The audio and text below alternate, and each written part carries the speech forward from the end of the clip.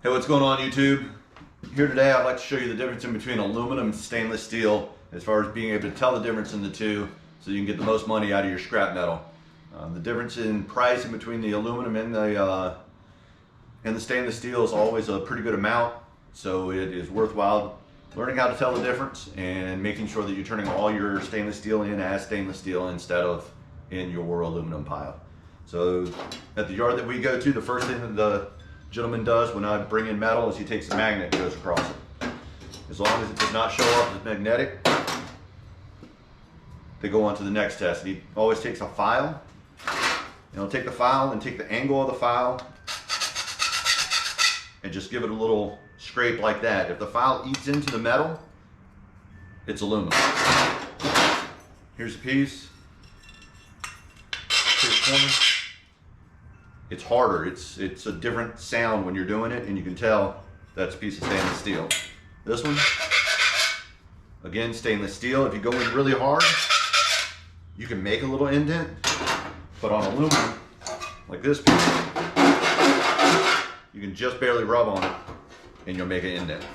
Another way to tell is if you take your cutoff wheel and you cut it into a piece of stainless, it's going to spark. If you cut it into a piece of aluminum, it will not spark. So if you see the sparks flying, you know it is not aluminum and it's not magnetic, then it's probably going to be stainless steel.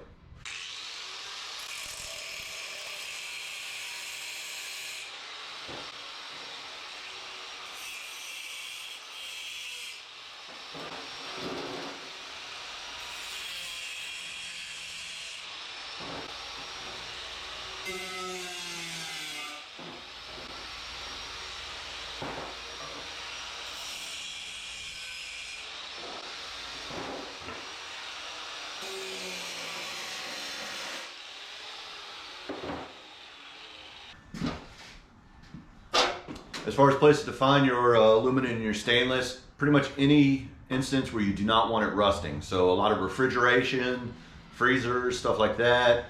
A lot of radiators for cars and coolant devices, stuff like that will have your aluminum and your stainless in it.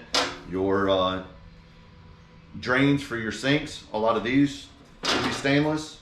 You'll have the little cap that goes on, and usually a lot of both of these will be either aluminum or stainless, so make sure you check all of those. If you're going to, sorry about the noise. If you're going to pick up hot water tanks, a lot of them will have the big pan that you set underneath the hot water tank in case it starts leaking. And this pan is almost always aluminum, so it's a good thing to look for. And if you tear apart your refrigerators and freezers when you get those to try to get the most out of it, you'll get all your copper wire out of the back, you'll get your motors and stuff like that out of the back, but on the inside, if you'll open it up, usually in the freezer, you take the plastic panel off the back of the freezer, you'll see a little piece of aluminum back in the back, and then you'll also get a aluminum radiator out of the back of your freezer. So check all of those. Another good place to find stainless steel is drink containers.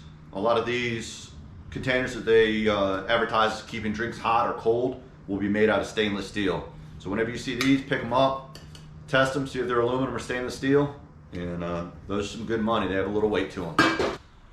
Learn the difference in between your aluminum and your stainless steel, and make sure you're getting your top dollar for your scrap metal.